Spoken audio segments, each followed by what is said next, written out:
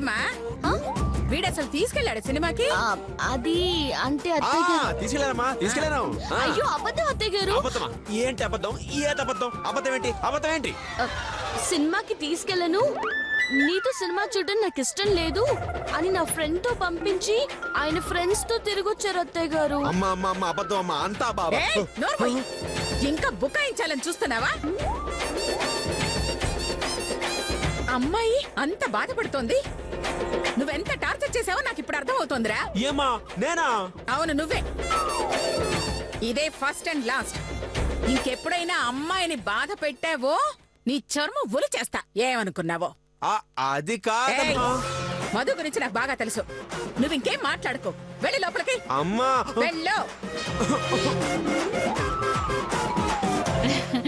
అత్తయ్య గారు, మరి మా సినిమా సినిమా కావాలా? ఉండి చూపిస్తారా? ఒరే సుబ్బా, అమ్మా అక్కడ పెద్ద కర్ర ఉంటుంది, తీసుకున్నారా? నీకు సినిమా నేను చూపిస్తానే. కావాలి అమ్మ చేతికి దొరికిపోతే మనం బలైపోతాం.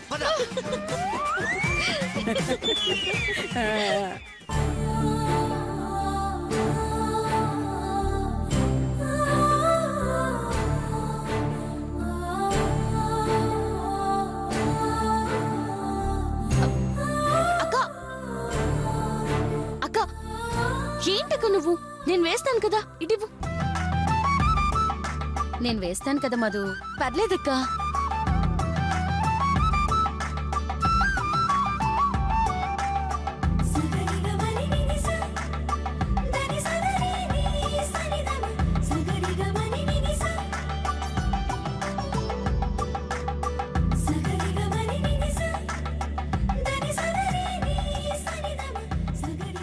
మావయ్య గారు బాగున్నారా? బాగున్నానమ్మా. ఏమ్మా మధుమతి, బాగున్నారా? బానే ఉన్నానమ్మా. నన్ను ఆశీర్వదించండి మావయ్య గారు. దీర్ఘ సుమంగళి భవ, నిండు నూరేళ్లు పిల్లా పాపలతో చల్లగా ఉండమ్మా. మావయ్య గారు, పిలుపు కొత్తగా ఉందా? అవునమ్మా, ఆ పిలుపు వింటే ఎంత ఆనందంగా ఉందో. ఇక శాశ్వతంగా అలాగే పిలుస్తుంది. ఈ విషయం మా అమ్మకి చెప్పేటప్పటికి చాలా సంతోషించింది. ఆవిడ సంతోషించటం వల్ల మనకొచ్చే లాభం ఏమీ లేదు. అయినా అమ్మే కావాలి అని ఆవిడ చెంగు పట్టుకొని వెళ్లారు కదా, వెళ్లేటప్పుడు కనీసం నాతో ఒక్క మాట కూడా చెప్పకుండా వెళ్లారు. మరి ఇప్పుడు ఏ మొహం పెట్టుకొని వచ్చారు? ఏ చేతులు డబ్బులు అయిపోయాయా? ఏదో పెళ్ళాం మెట్లు గుర్తొచ్చారే. నేను మనిషినే కదా, తల్లి కోసం కాకపోయినా పిల్లల కోసం వచ్చాను. అయినా పెళ్ళ మీద మనసు పడే వయసు కాదు నాది, వద్దంటే వెళ్ళిపోతా. ఇప్పటికైనా పిల్లలు గుర్తొచ్చినందుకు చాలా సంతోషం. నన్ను కాదని వెళ్ళినందుకు కోపంతో మాట్లాడాను గాని భర్తని కాదనుకునేంత దుర్మార్గురాల్ని కాదు. తులసి, ప్రయాణం చేసి అలసిపోయినట్టున్నారు, స్నానానికి ఏర్పాట్లు చేసి భోజనం సంగతి చూడండి. అలాగే అత్తయ్య గారు.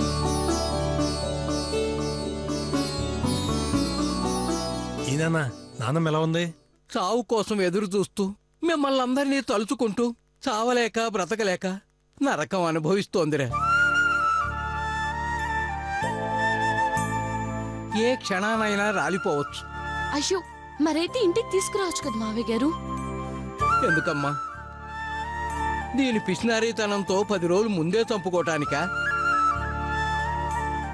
ఇక్కడికన్నా అక్కడే ప్రశాంతంగా ఉందనిపించింది, అందుకే అక్కడే వదిలేసి వచ్చా. మావయ్య గారు, ఇంతకీ కేరళ నుంచి మా కోసం ఏం తీసుకొచ్చారు? తెచ్చానమ్మా. ఏం తీసుకొచ్చారు? Train ticket. ఆ? జాగ్రత్తగా దాచిపెట్టమ్మా. మీ అత్తగారు పాత పేపర్లు అమ్మేటప్పుడు తూకంలోకి పనికి వస్తుంది. ఎరా నా నలుగురు కొడుకులారా, ఇప్పటికైనా మీ బుద్ధులు మార్చుకున్నారా? ఇంకా అలాగే తగలంటారా? నేను చాలా మారిపోయాను నాన్న. నిజమా? అంటే పేకాట ఆడటం మానేసావా? అవునా, పేకాట మానేసి పక్క నిలబడి పందాలు కడుతున్నాను. ఏడ్చినట్టుంది. కాలు పోయింది కనకలింగం అంటే మోకాలు దాకా పోయింది బోళ్ళలింగం అన్నట్ట. డబ్బులు పోగొట్టుకోవడానికి ఏ రాయైనా ఒకటే.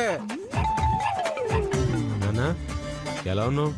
కనీసం ఫోన్ చేస్తే లిఫ్ట్ అయినా చేయొచ్చుగా. నా సంగతి సరేలేరా, నీ సంగతి ఏమిటి? బంగారం లాంటి అమ్మాయిని భారీగా స్వీకరించావు, మరి బాధ్యతలు ఎలా మోస్తున్నావు రోయ్? అంటే నీ ఉద్దేశం? పెళ్ళాన్ని పోషించడానికి పనేదైనా చేస్తున్నావా ఇంకా తిని తిరుగుతున్నావా అని అడుగుతున్నారు మావయ్య గారు. ఆ, అదే అంటే ట్రై చేస్తున్నానన్నా. ఆ? హె, ఇంకా ట్రై చేసే దగ్గరే ఉంటే రాయ్ ఇక నీ బతుకు కూడా నాలాగే అయిపోతుంది. జాగ్రత్త. అర్థం కాల. పెళ్ళంతాటు మొగుడు అయిపోతావు అని. దానికన్నా అడుక్కు తినటం బెటరు. కాబట్టి సాధ్యమైనంత త్వరలో ఏదో ఒక పని వెతుక్కో. నీ పెళ్ళాన్ని నువ్వే పోషించు. రేయ్ మొగాడు అని నిరూపించు. నాకులాగా. హె, కరెక్టే రోయ్. హె, వాడొస్తే పడుకున్న పశువు కూడా పైకి లేవదు. ఇక వాడి పెళ్ళం వెళ్ళొస్తుందిలే. కాబట్టి ఆ ముగ్గురన్నల్లా కాకుండా కొంచెం మొగాడిలా బతకరా.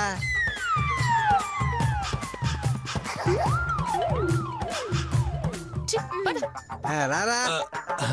నాన్న సర్లే గాని నాన్నమ్మ టయానికి మందులు వేసుకుంటుందా లేదా? తప్పదు కదా, వేసుకుంటోంది లేరా. అర్థమైందనుకుంటా. బాగా అర్థమైందండి. సరేనండి. చెప్తానే, ఈ సంగతి చెప్తా.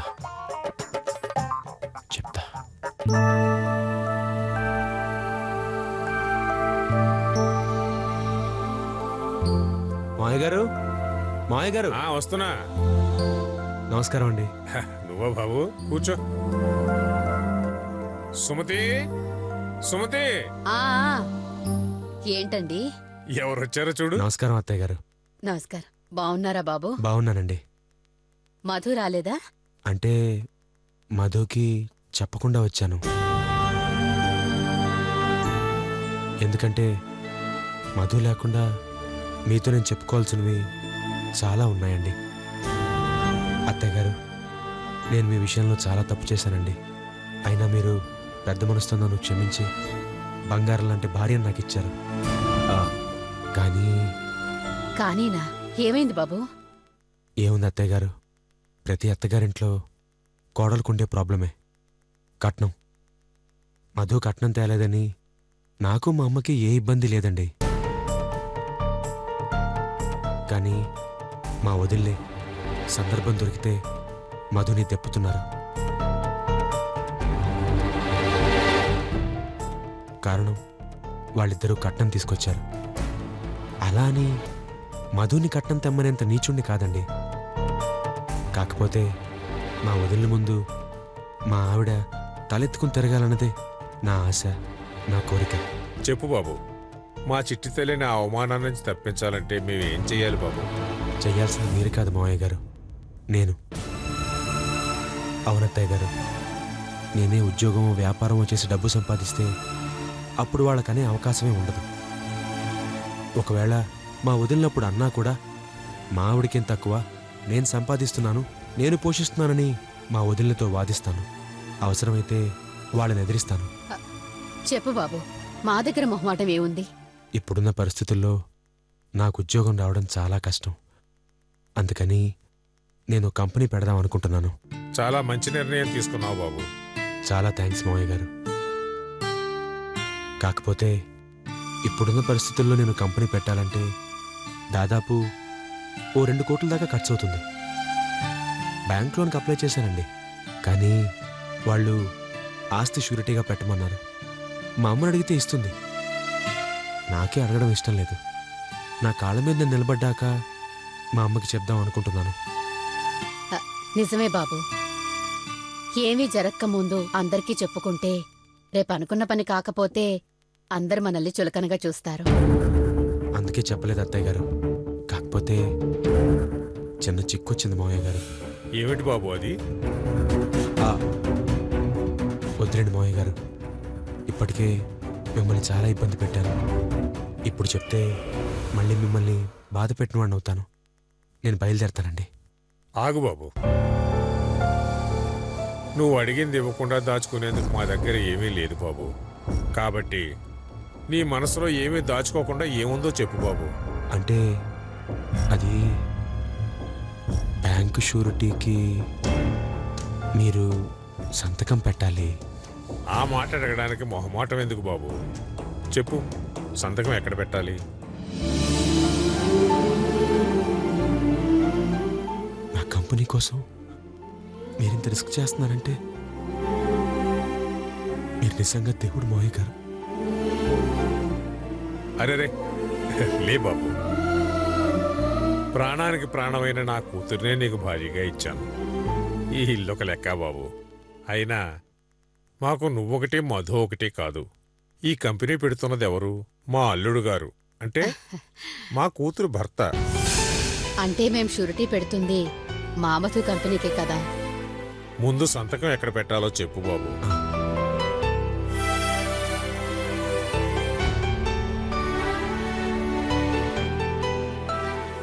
ఇక్కడ ఇక్కడ మోహి గారు.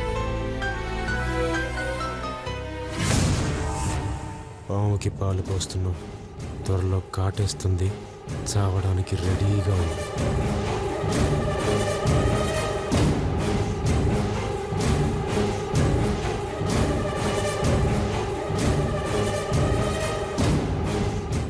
మంచిది.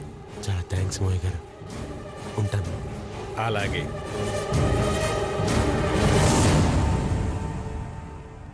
మోహి గారు, ఏమీ అనుకోవద్దు. పని పూర్తయ్యే వరకు ఈ విషయం ఎవరికీ తెలియకూడదు. మన మధ్య ఉండాలి, బయటికి వెళ్ళకూడదు. ముఖ్యంగా మా ఆవిడ మధుకి అస్సలు తెలియకూడదు. అంటే నా ఉద్దేశం మధుకి చెప్పకూడదని కాదండి. మధుకి తెలిస్తే ఆ ఆనందంలో ఈ విషయాన్ని మా అమ్మకి చెప్పేస్తుంది. మళ్ళీ కథ మొదటికి వస్తుంది. అదీగాక మధుకి నేను బిజినెస్ చేయడం ఇష్టం లేదండి. తనకి నేను ఉద్యోగం చేయడమే ఇష్టం. అందుకని. అర్థమైంది బాబు. నా ప్రాణం పోయినా నేను ఎవ్వరికీ చెప్పను, సరేనా? చాలా థ్యాంక్స్ మోహి గారు. నేను బయలుదేరతానండి. వస్తాను మోహి గారు. ఉంటాను అత్తయ్య గారు. మంచిది.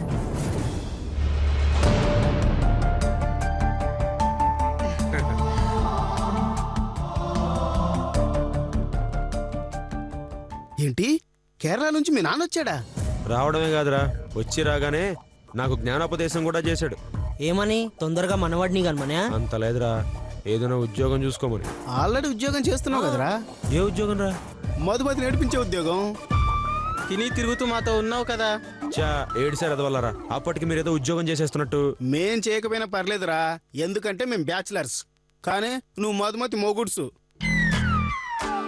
రేపో మాపో మీకు కొడుకు పుడతాడు.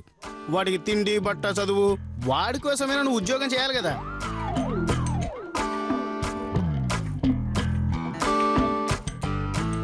నువ్వు చెప్పేది కరెక్టేరా. అందుకే కదా నేను బిజినెస్ స్టార్ట్ చేయబోతున్నాను. బిజినెస్ నువ్వా? అంటే నీ ఉద్దేశం ఏంట్రా? నేను బిజినెస్ చేయలేను అనా, లేకపోతే నేను బిజినెస్ చేయడానికి పనికిరాను అనా? బిజినెస్ కి డబ్బులు మీ అమ్మ ఇవ్వదని. నేను బిజినెస్ చేస్తానని చెప్పా గానీ డబ్బు మా అమ్మ ఇస్తుందని చెప్పానా? మరి బిజినెస్ కి సరిపడా డబ్బులు ఎవరిస్తున్నారా? మా మామ. అదేరా శంకరం మాస్టర్, ఆయన ఇస్తున్నాడు. మధుమతి వాళ్ళ నాన్న? యా. ఆయన దగ్గర అంత డబ్బు ఉందా? రే, మా మామనంత తక్కువ అంచనా వేయకరా. ఆయన దగ్గర కోట్లున్నాయి తెలుసా?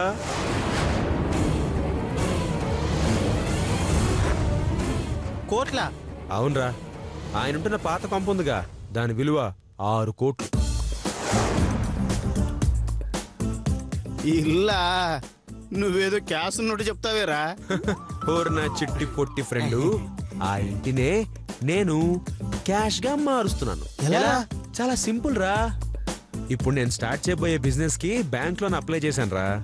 ఎలాగో లోన్ 2 కోట్లు కాబట్టి దానికి షూరిటీ కావాలి. అందుకు నేనేం చేశాను, మా మామగారి దగ్గరికి వెళ్ళాను. మారిపోయినట్టుగా నటించి నటనలో నా విశ్వరూపం చూపించాను. పాపం వెర్రిమానవుడు నా యాక్టింగ్ చూసి నేను మారిపోయానని నమ్మేశాడు రా. అంతేకాదురా, నాకు సంతకం కూడా పెట్టేశాడు.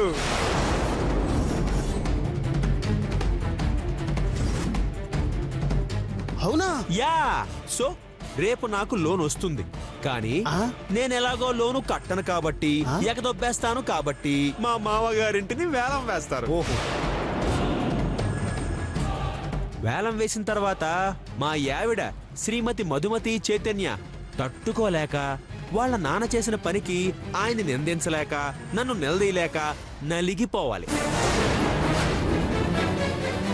పాపం అమ్ముడైపోతున్న దాని ఇంటిని చూసుకుని నెత్తి నోరు కొట్టుకుని ఏడవాలరా.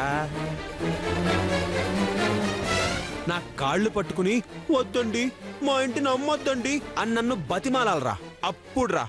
అప్పుడు దాని మీద నాకున్న పగ చల్లారినట్టు. అమ్మ నా బొమ్మర్ది, కొంపలు గుల్చే తెలివితేటలు నీ దగ్గర చాలా ఉన్నాయి రో. ఈ విషయం మధుమతికి చెప్పి నీ రోగం కుదిరిస్తా చూడు. ఎలా ఉందిరా మన డైరెక్షన్? బొమ్మర్ది ఏంటి మంచి హుషారుగా ఉన్నట్టున్నావు? మళ్ళీ ఏమైనా కొంపలు కూర్చో ప్లాన్ ఏమైనా వేస్తున్నావా? అబ్బే, నీ అంత తెలివితేటలు నాకెక్కడున్నాయి బావా. అది నిజమేలే. అందుకే కట్నం డబ్బులు ఇవ్వకుంటే నేను కండవా కట్టుకున్నాను, మీ నాయన ఎంగిల్ బిడీలు ఏడుకుంటున్నాడు. కొంచెం ఒళ్ళు దగ్గర పెట్టుకో, లేదంటే చినిగిపోద్ది. ఏంటది? షర్టు. అన్ని రోజులు మనకు మంచిది కాదు, కొంచెం జాగ్రత్తగా ఉండే.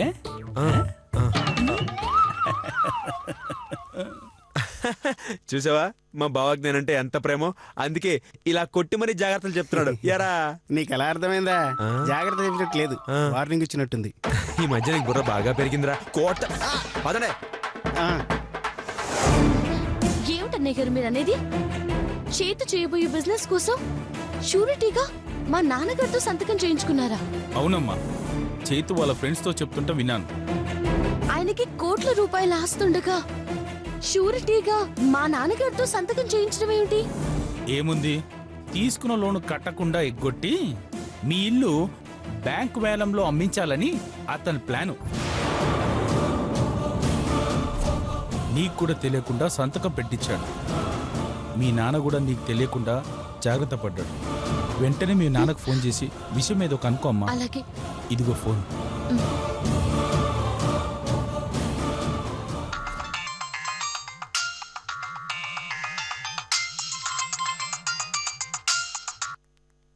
హలో, ఎవరు?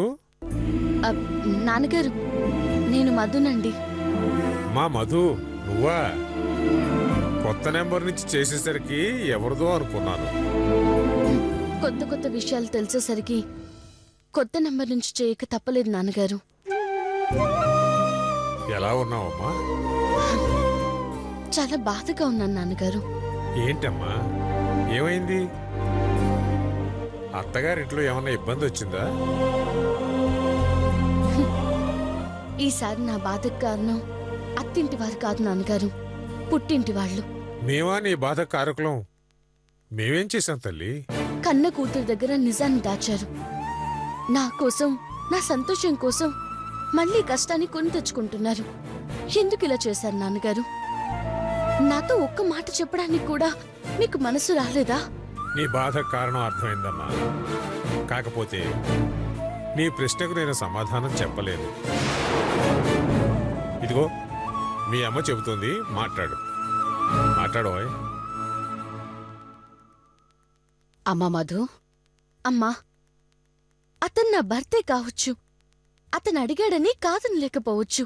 అలా అని మీ ప్రాణానికి ప్రాణమైనా ఆ ఇంటిని వ్యాపారం కోసం ఎలా అప్పచెప్తారమ్మా?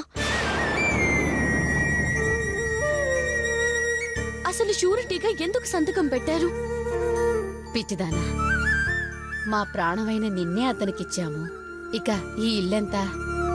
అయినా ఎవరికి సంతకం పెట్టామే? శంకర శాస్త్రి అల్లుడికే కదా. అతన్ని నీ మెళ్ళో తాళి కట్టిన రోజు నుంచి ఈ ఇంటి మీద నీకెన్ని హక్కులున్నాయో అతనికి అన్ని హక్కులు వచ్చేశాయి. ఇప్పుడు మా దృష్టిలో నువ్వు వేరు అతను వేరు కాదమ్మా, మాకిద్దరూ సమానమే.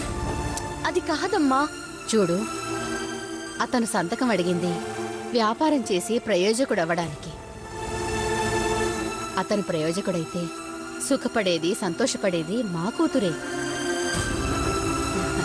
దాని సంతోషం కోసం మా ప్రాణాలే ఇస్తాం. అలాంటిది ఈ ఇంటి కోసం ఎలా ఆలోచిస్తాం? దీని గురించి ఎక్కువగా ఆలోచించకుండా ప్రశాంతంగా ఉండు. ఉంటానమ్మా. అమ్మా,